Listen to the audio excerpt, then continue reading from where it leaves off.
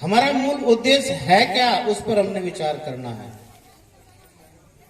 3 दिन से श्रीमुखवाणी का आयोजन चल रहा है आपकी पावन नगरी में, आपके पवित्र मंदिर में, निज मंदिर में। जिस वाणी को सुनने के लिए, पढ़ने के लिए बड़े बड़े ऋषि महर्षि योगेश्वरों ने तपस्या किया, इस वाणी के कारण कहीं करे तपन, कहीं जल में रह करके तपस्या किया, अग्नि में बैठ करके तपस्या किया, पूरा जीवन संसार के सुखों को छोड़ दिया, लेकिन वो सुख उनको प्राप्त नहीं हो पाया जो आपको प्राप्त हो रहा है। और उस सुख का अगर अनुभव हम कर पाए, थोड़ा सा भी लाभ हमने ले लिया, तो प्यारे सुंदर साथ जी, उसके लिए स्वामी जी क्या कह रहे हैं, इत ही बैठे घर जागे धाम, पूर्ण मनोरथ हुए सब। परमधाम जाकर के किसी ने बताया नहीं है, मैं परमधाम पहुंच गया हूं, परमधाम जाकर के वापस आकर के किसी ने नहीं बताया है।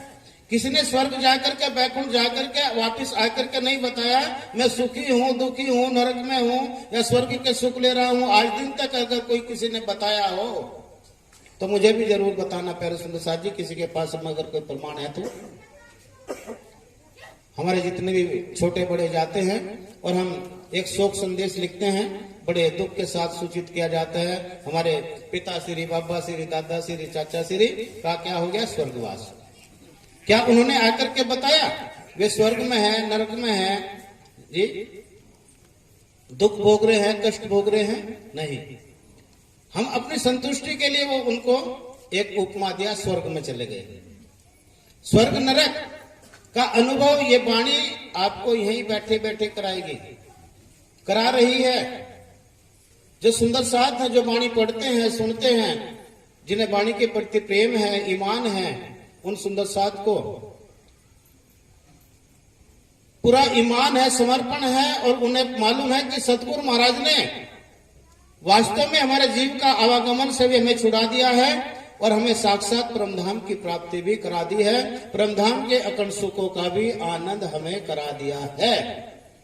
तो जब भी महान बुद्धि के सागर मामती से प्राणनाथ जी कह रहे, इत ही बैठे घर जागे धाम, यही इन कालमय के ब्रह्मांड में रह करके उन अखंड ब्रह्मधाम के सुखों का अनुभव कर पाएंगे प्यारे सुंदर साथ जी। और हम और आप कर रहे हैं। जिस आनंद को पाने के लिए बड़े बड़े योगेश्वर तपस्वी साधना कर रहे हैं, सतयुग में, द्वापर में, त्रेता में, कलयुग में 28 सतयुग बीत गए, 28 बार त्रेता युग बीत गया, अपना समय पूरा कर चुका प्यारे सुंदर साथ जी।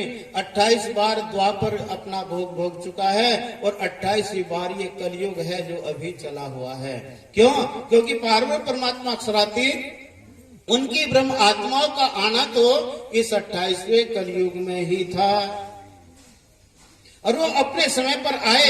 वेदों के अनुसार जो समय दिया हुआ है, बाइबल के अनुसार जो समय दिया है, कुरान शरीफ के अनुसार जो समय दिया है, अपने समय पर आकर के वो पार्वती परमात्मा अक्षरातीत ने आकर के स्वयं अपनी पहचान कराई, जिसको कुरान पाक में कहा कि खुदा की गवाही स्वयं खुदा ही देगा। उस खुदा ने आकर के अपने स्वरूप की पहचान इस संसार में आकर के अपनी ब्रह्म आत्माओं को कराया और सर्वप्रथम अपनी आनंद स्वरूपा श्यामा महाराज जी को, श्याम जी के मंदिर में आकर के देवचंद जी को दर्श दियो, जो है पूर्ण रूप, तारतम को तत्व को हृदय बैठ स्वरूप। ध्यान देंगे सुंदर साथ जी शब्दों के ऊपर, तभी हमारा ये लक्ष्य, हमारी यात्रा पूर्ण होगी।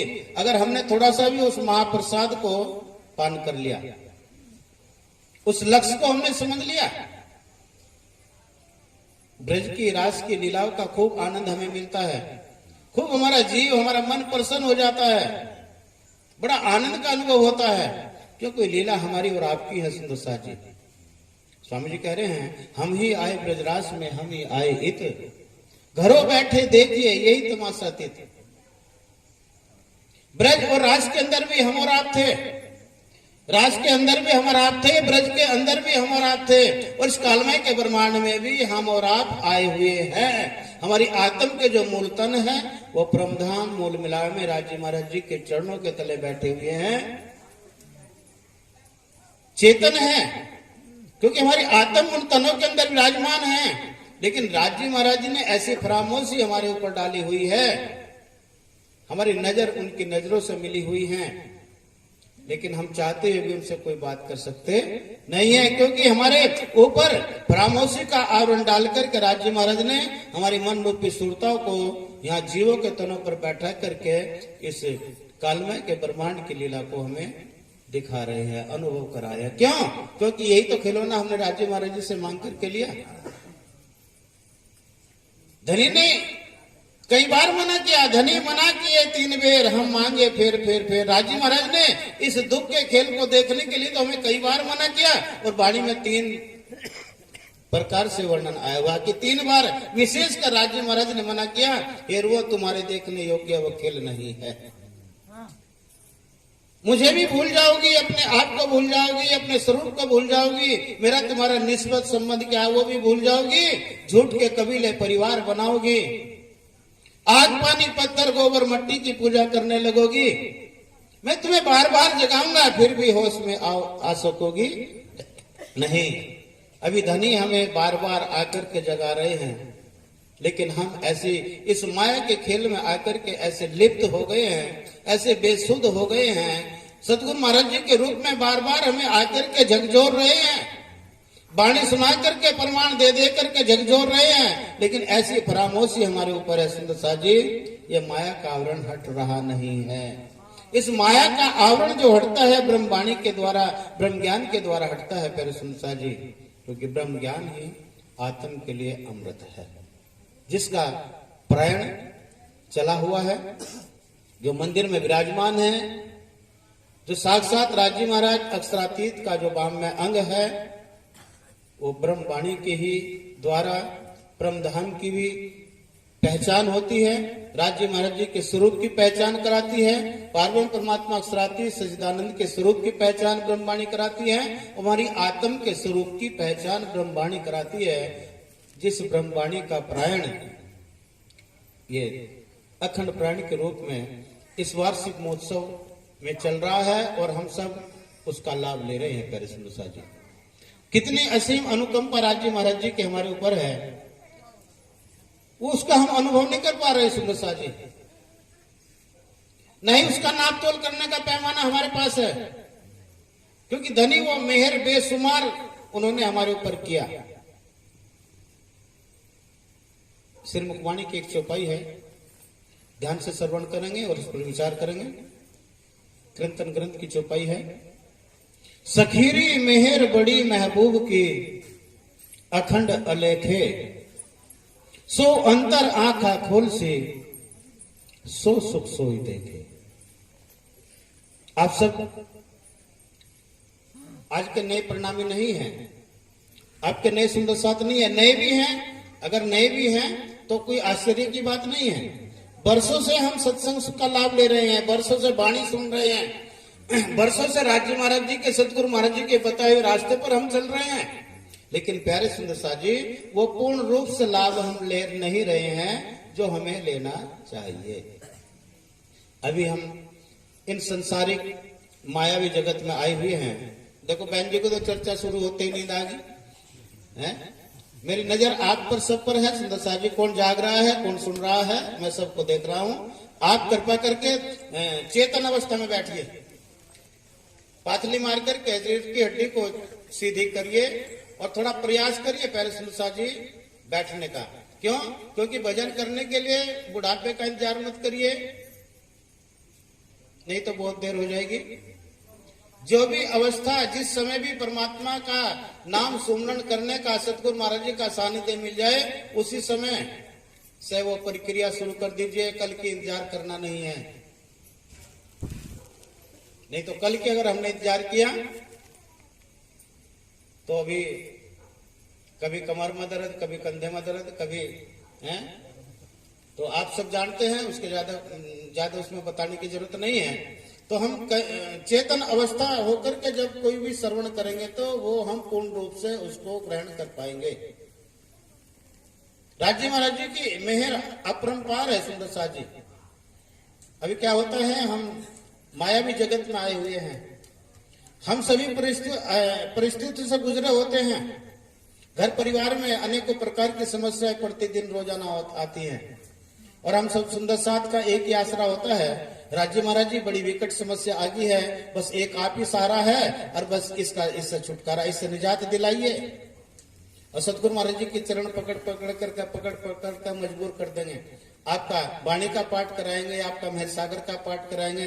किसी का बच्चा फेल हो जाए तो मेहर सागर का पाठ कर दे महाराज जी, एक बच्चा पास हो जाए तो महाराज जी से सद्बुद्धि दे दो, कुछ और अच्छे नंबर ले आवे, बहुत कम नंबर लेकर के आया। किसी के बच्चे जवान हो जाए, महाराज जी एक मेहर सागर का पार्टी कर दो, इनकी कहीं शादी हो जाए। कितने स्वार्थी हैं। क्या मेहर सागर को हम जान पाए मेहर सागर है क्या, उनकी मेहर है क्या, क्या परमात्मा की मेहर को हम अनुभव कर पाए सुंदर साथ जी। ये हमारा स्वार्थ है, क्योंकि संसार में सारा यहाँ पर स्वार्थ भरा हुआ है।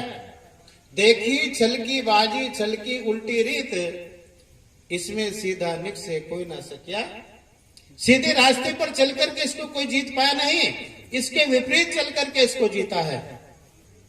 जिन्होंने भी इसको जीता है छलकी बाजी को, इसकी रीति रिवाज ही सारे उल्टे हैं। सीधे रास्ते पर चल करके साधारण मानव के हाथ की बात नहीं है कि इसको सरलता से सुगमता से इसको जीत ले, उसको छल से ही जीत सकते हैं।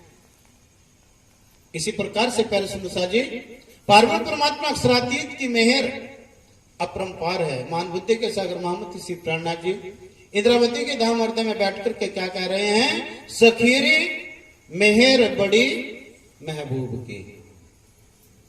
राज्य महाराज जी की मेहर जो है वो अपरंपार है, जिसका कोई पार नहीं है, बेसुमार है, जिसका कोई सुमार नहीं है, शब्दातीत है। सुंदर जी, ये मेहर है क्या? मेहर जो शब्द है ये उर्दू भाषा का शब्द है। उसी कोई कृपा अनुकंपा हम हिंदी के शब्दों से उसका जानते हैं। तो मेहर जो राज्य महाराज जी की हुई प्यारे सुंदर शाह जी, पार्वती परमात्मा अक्षरातीत की जो मेहर है, मेहर सागर का हम रोजाना पाठ करते हैं। मंगल आरती के बाद मेहर सागर का पाठ, संध्या आरती के बाद मेहर सागर का पाठ, और भी कोई अपना नियम बना लेते हैं। राज्य महाराज जी के 8 अंगों का वर्णन है ये मेहर सागर। जो हमारा शरीर है, इसी प्रकार से जो राज्य महाराज जी का शरीर है, उनके 8 अंगों का वर्णन है मेहर सागर। ध्यान देंगे सुंदर साह जी, सुसुप्ति अवस्था में बैठना नहीं है, चेतन होकर के श्रवण करना है। एक शब्द भी अगर छूट गया कर्म टूट जाता है। राज्य महाराज जी के 8 अंगों का वर्णन है मेहर सागर।